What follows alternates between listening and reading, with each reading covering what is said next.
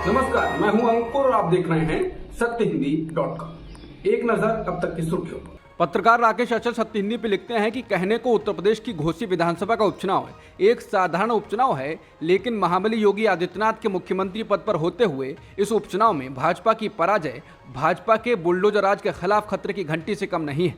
घोसी में भाजपा के दारा सिंह को समाजवादी पार्टी के सुधाकर सिंह ने एक अप्रत्याशित अंतर यानी 42,000 से पराजित किया है। घोसी में दारा सिंह की हार भाजपा की हार और समाजवादी पार्टी की जीत भर नहीं है, बल्कि इसके अनेक मायने हैं। देश में जब G20 का सम्मेलन हो रहा हो, तब इस तरह के नतीजे सत्तारूढ़ भाजपा के लिए शुभ संकेत नहीं है। राकेश अचल कहते हैं कि जाति तौर पर मेरा मानना है कि घोसी की जनता ने दारा सिंह को पराजित कर दल बदल को हतोत्साहित करने का प्रयास किया है। इसके लिए घोसी की जनता को बधाई दी जानी चाहिए। घोसी की जनता ने घाट घाट का पानी पिया है। घोसी की जनता ने वामपंथियों, कांग्रेस, जनता पार्टी, लोकदल, जनता दल, बसपा, सपा और भाजपा सभी को आजमाया है, सभी को सेवा का मौका भी दिया है और खारिज भी किया है। इसलिए उपचुनाव में जो नतीजे आए हैं वो घोसी के स्वभाव से मेल खाते हैं। दक्षिण दिल्ली के स्लम एरिया यानी झुग्गी बस्तियों को मोदी के बड़े बड़े पोस्टर्स और पर्दे लगाकर छिपा दिया गया है, जिससे विदेशी नागरिकों से इन नागरिकों को छुपाया जा सके। झुग्गी बस्तियों का कहना है कि हम भी इंसान हैं, हमको छिपा रहे हैं, जबकि ठीक करना चाहिए। कांग्रेस ने इस वीडियो को ट्वीट कर कहा है, सरकार हमें कीड़ा मकोड़ा समझती है, हम इंसान नहीं हैं क्या? दिल्ली की रहने वाली रानी ये बात कहती हैं।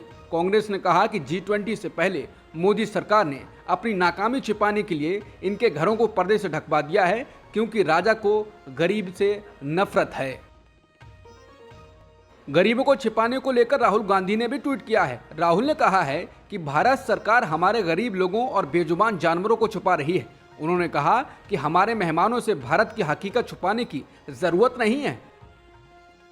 G20 शिखर सम्मेलन की शनिवार 9 सितंबर को शुरुआत करते हुए प्रधानमंत्री मोदी ने दुनिया के तमाम देशों के बीच अविश्वास के संकट को खत्म करने की बात कही। 21वीं सदी के मौजूदा दौर के महत्व और पूरी दुनिया को नई दिशा दिखाने की जरूरत को पीएम मोदी ने रेखांकित किया।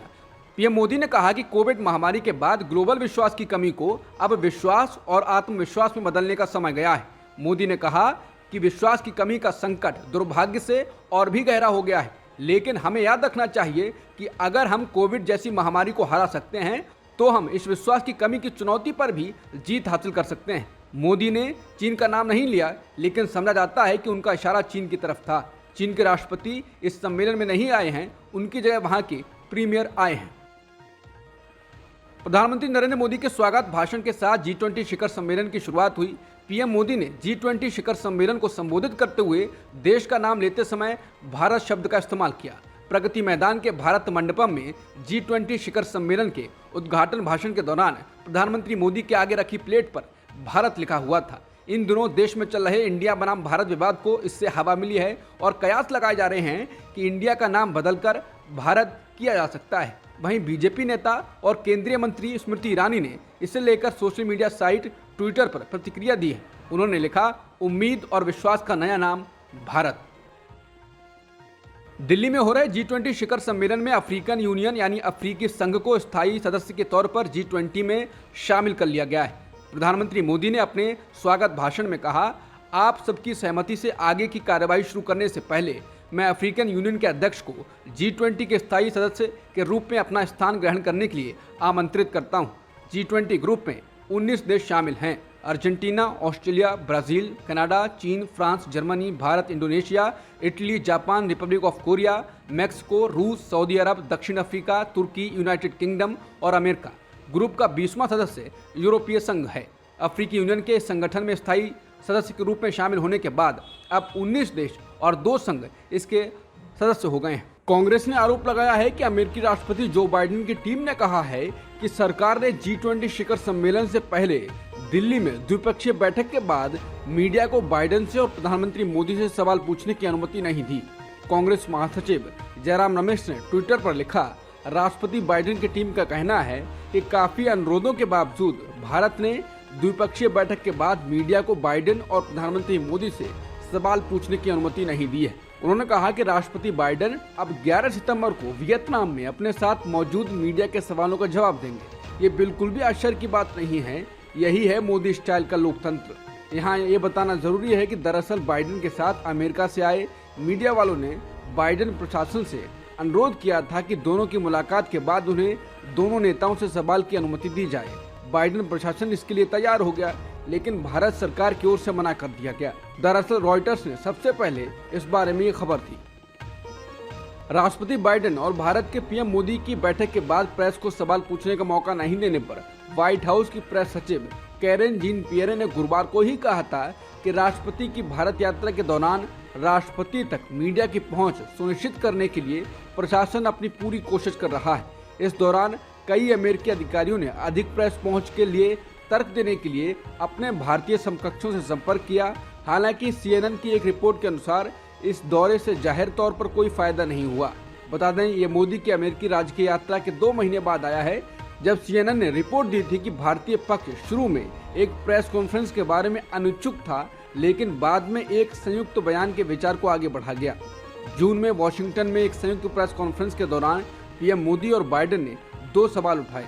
रिपोर्ट के मुताबिक व्हाइट हाउस के एक वरिष्ठ अधिकारी ने इसे बड़ी बात बताया था। प्रेस कॉन्फ्रेंस में वॉल स्ट्रीट जर्नल की रिपोर्टर सबरीना सिद्दीकी ने पीएम मोदी से बोलने की आजादी और धार्मिक अल्पसंख्यकों के अधिकारों के बारे में पूछा था, जिसके बाद उसको भारत में ट्रोल किया गया। फिर व्हाइट हाउस ने उनके उत्पीड़न की कड़ी निंदा की थी और इसे अस्वीकार और लोकतंत्र के लिए प्रतिकूल बताया था। टीएमसी के नेता साकेत गोखले ने ट्वीट कर कहा है, ये चौंका देने वाला है कि मोदी सरकार ने G20 शिखर सम्मेलन की मेजबानी पर जर्मनी की तुलना में 7 गुना अधिक खर्च किया है। उन्होंने कहा कि 2017 में जर्मनी ने हैम्बर्ग में G20 शिखर सम्मेलन की मेजबानी की थी, जिसमें जर्मनी की G20 वेबसाइट के अनुसार कुल लागत 641 करोड़ रुपए थी। लेकिन इसकी तुलना में मोदी सरकार ने सिर्फ दिल्ली पर 4100 करोड़ रुपए से ज्यादा खर्च किए हैं। ये खर्च जर्मनी द्वारा खर्च किए गए उसी खर्च से 7 गुना अधिक है। उन्होंने कहा कि 2024 के चुनावों के लिए मोदी के आत्म PR के लिए हमने आश्चर्यजनक रूप से 3500 करोड़ रुपए अधिक खर्च किए हैं। दिल्ली में हो रहे G20 सम्मेलन के चलते राजधानी और नोएडा के कई इलाकों को ढक दिया गया है। झुग्गी झोपड़ियों समेत ऐसी कोई भी चीज या इमारत जो विदेशी मेहमानों की नजर में भारत की छवि को खराब कर सकती है, उन इलाकों को सीमेंट की दीवारों, टिन शेड और रंगीन पर्दों से ढक दिया गया है। इसके अलावा झुग्गी झोपड़ी वाले लोगों से इलाका खाली करने को कहा गया। कांग्रेस ने एक वीडियो ट्वीट किया है जिसमें दिल्ली के कुत्तों को बुरी तरह से पकड़ा जा रहा है, उनके साथ बहुत ही अमानवीय व्यवहार किया जा रहा है। कांग्रेस ने लिखा है, G20 शिखर सम्मेलन की तैयारी में मोदी सरकार द्वारा निर्दोष सड़क कुत्तों पर की गई चौंकाने वाली क्रूरता को देखें। कुत्तों को गर्दन पकड़कर घसीटा जा रहा है, लाठियों से पीटा जा रहा है और पिंजरे में डाला जा रहा है। उन्हें भोजन और पानी से वंचित किया जा रहा है और उन्हें अत्यधिक तनाव और भय का सामना करना पड़ रहा है। ये जरूरी है कि हम ऐसे भयावह कृत्यों के खिलाफ आवाज उठाएं और इन बेजुबान पीड़ितों के लिए न्याय की मांग करें। बीजेपी के वरिष्ठ नेता सुब्रमण्यम स्वामी ने ट्वीट कर मोदी सरकार को निशाने पर लिया है। उन्होंने कहा कि चीन अरुणाचल सीमा पर सेना इकट्ठा कर रहा है। मोदी सरकार ने शुतुरमुर्ग की तरह इस खबर को ब्लैकआउट कर दिया है। स्वामी ने कहा कि ये कोई आया नहीं है का फेज 2 है। बता दें, इससे पहले राहुल गांधी भी चीन को लेकर मोदी सरकार पर हमलावर रहे हैं, लेकिन मोदी सरकार लगातार अनदेखा करती रही है। चंद्रबाबू नायडू की गिरफ्तारी का ड्रामा शुक्रवार आधी रात के बाद शुरू हुआ। टीडीपी प्रमुख के घर पर जो लोग भारी तादाद में जुट गए, तब शनिवार सुबह वो घर से बाहर आए और आंध्र प्रदेश आपराधिक जांच विभाग के अधिकारियों ने उन्हें गिरफ्तार कर लिया। नायडू को स्किल डेवलपमेंट मामले में गिरफ्तार किया गया है। आरके फंक्शन हॉल में नायडू कैंप किए हुए थे, जहां पर नैदार रेंज के डीआईजी रघुराम रेड्डी और सीआईडी की टीम का भारी दल पहुंचा। तड़के 3 बजे सुरक्षा बल उन्हें हिरासत में लेने पहुंचे। उस समय नायडू अपने समर्थकों के साथ आराम कर रहे थे। उन्हें हिरासत में लेने का टीडीपी के कार्यकर्ताओं के अलावा एसपीजी के सुरक्षा गार्डों ने भी विरोध किया, क्योंकि नियम के तहत सुबह 5:30 बजे तक उनसे कोई नहीं मिल सकता था। आखिरकार सुबह 6 बजे नायडू को उनके वाहन से निकालकर उन्हें गिरफ्तार कर लिया गया। पूर्व सीएम चंद्रबाबू नायडू ने गिरफ्तार किए जाने के समय अपने समर्थकों से कहा कि उन्होंने कुछ भी गलत नहीं किया है। अब तक की खबरों में इतना ही। बाकी खबरों के लिए बने रहिए सत्यहिंदी.com के साथ।